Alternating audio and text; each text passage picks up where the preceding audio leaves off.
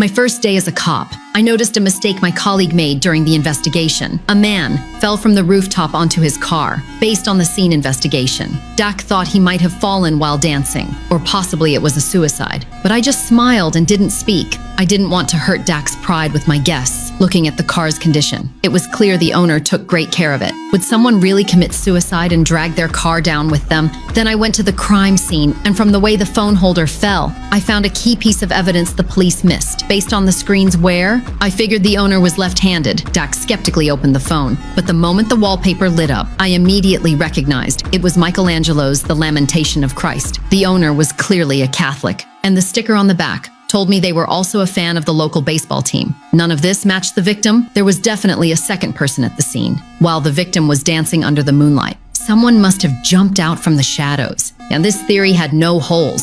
Next, they just had to find the second person who was on the rooftop last night. When I went to the hospital to check on the victim, his friends happened to be in the hallway. I quickly picked out 2 left-handed people and 1 Catholic wearing a pendant. The most telling clue was the tattoo on one man. It clearly showed the stitching of a baseball. Dak immediately brought him in for questioning, but just like all the other suspects, this man named Ron denied everything. He claimed he and the victim were like brothers. There was no reason for him to push him off the roof. I couldn't help but shout from the outside, "Why are we talking so much nonsense? You just show the phone and prove Ron was on the rooftop last night." Faced with the hard evidence, the man finally admitted it, but still denied pushing the victim. He said they were practicing dance when suddenly a shadow appeared and pushed his friend. There was no proof for that statement, so the police didn't buy it. The surveillance only caught the car entering the alley. It couldn't prove how many people were at the scene. I looked at the pile of files in my hands, and my mind started racing. Just when everyone thought there was no third party, I came up with a different theory. But before sharing it, I needed to check